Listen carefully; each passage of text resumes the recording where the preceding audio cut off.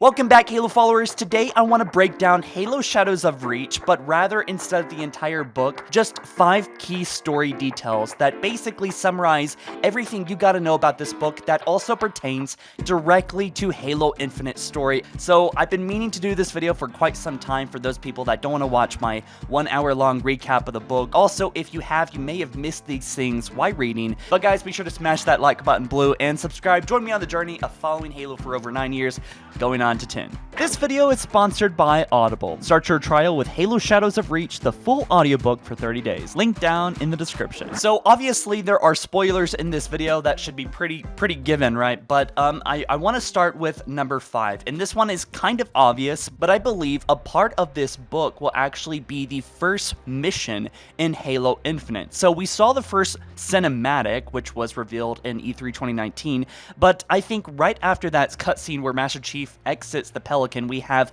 a flashback, and that flashback will basically be recapping the climax of this book, which of course is going to be a part of a massive invasion of the Banished surrounding Master Chief, as well as a militia on the planet, and basically is going to be between tens of thousands of Banished and the Infinity coming to Blue Team's rescue. So at number 4, the biggest thing that I noticed from this book is actually saying Cortana's name is dangerous, alright? Because only a select few people, especially the people that Cortana is targeting, like high-level Oni and UNSC officers, including Master Chief, whether to kill him or to once again try to trap him in like Halo 5, she is basically has taken over all monitoring systems around the galaxy. She even knows Spartans so well that she can understand, you know, the encryption between their suits, most likely. And we also know that Cortana is actively hunting down the Infinity, which of course is pretty much the last leg the UNSC is on. It's a base of operations, and it seems most likely at some point in the story that the UNSC fleet is destroyed along with the Infinity, but that's just speculation. But we do know that Cortana does not want to imprison the Infinity or the people on board, right? She wants to destroy it, right? This is going to be big if the Infinity is trapped by the Guardians. They are looking to kill likely every person on board. And Cortana also has killed thousands of people by the EMP. Not only did she kill people from the Guardians Awakening like we saw in Halo 5, at the end of Halo 5, you know, when we saw that big EMP strike across Earth, well, that actually has killed thousands of people, and a similar thing has been done throughout the colonies. EMPs wiping out entire systems, entire defense grids, as well as civilian ships have crashed down because they were EMP'd and fell onto building tops, alright? So basically at number 4 here, Cortana has blood on her hands, alright? The Banished also call Cortana the Apparition, which I found very interesting, and Chief feels responsible for essentially everything that happened in Halo 5 and for all the people that died in the situation that the whole galaxy is in. So at number 3, Noble Team has been hinted.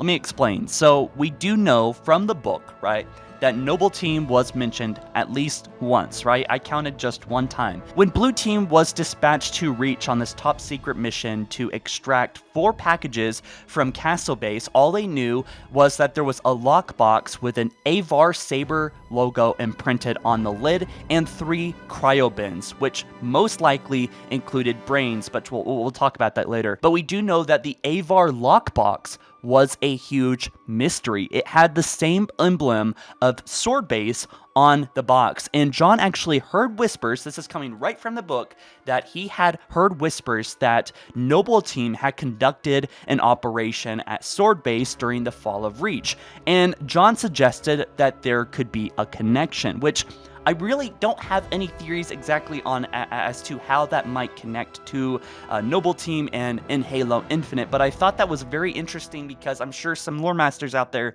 might have some interesting theories regarding that. I actually think that it's because June, at the end of Halo Reach, actually extracted Dr. Halsey from, you know, where we saw her last to Castle Base, which is the same place that Blue Team has to go to in this book, and they do, and they retrieve something. So it's likely likely that behind the scenes, Dr. Halsey with June had grabbed some package and brought it with her. And considering the situation, it's got to be really important that she just grabbed this one box, if that is the case. At number 2, the Flood were teased. I think the fact that this game is going back to its roots, I think that it's pretty obvious the Flood are also coming into Halo Infinite, and it was teased here just once like Noble Team, but they said it was only 3 months earlier in the summer of 2559 that Atriox and the forces on the Ark had gone silent, and they hadn't talked since.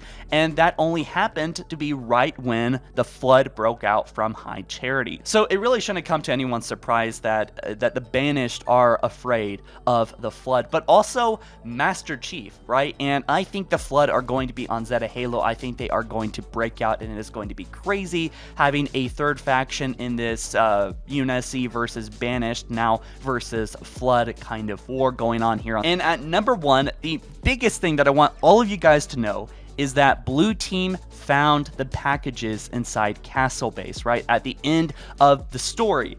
And I was pretty disappointed in this book once I first read this, because it didn't really give us any extra evidence or theories or anything to really consume and think about after reading this, besides that Master Chief and Blue Team delivered these 4 packages from Reach down in Castle Base to the Infinity to Dr. Halsey. But before that happened, Kelly actually had to break through the secret vault and essentially came in contact with Cortana's sister, Kalima.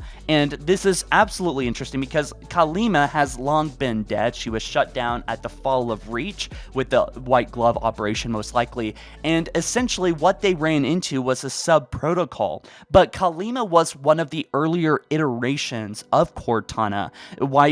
Basically, in the creation of Cortana, Dr. Halsey had created 21 brains, and I suppose, and this is new in Halo lore, that Kalima was one of the earlier iterations of Cortana. Probably not as super sophisticated and smart like Cortana is, or maybe she is, and she just wasn't quite perfect like Halsey wanted this AI to be, which could be the reason why Cortana took the lead here, why she was Dr. Halsey's greatest creation versus Kalima, which may have just been a couple steps behind. But I believe that Kalima is actually going to be a major character in Halo Infinite, and it's going to be Cortana's sister that is going to have to help Master Chief take down Cortana. So Kalima is most likely Chief's new AI, and I'll explain why here. Essentially, when Cortana was being created back in 2548 or so, Dr. Halsey had actually created 21 brains and studied them, used them basically to create eventually what would become Cortana. And this is new in Halo lore, but apparently an iteration before Cortana,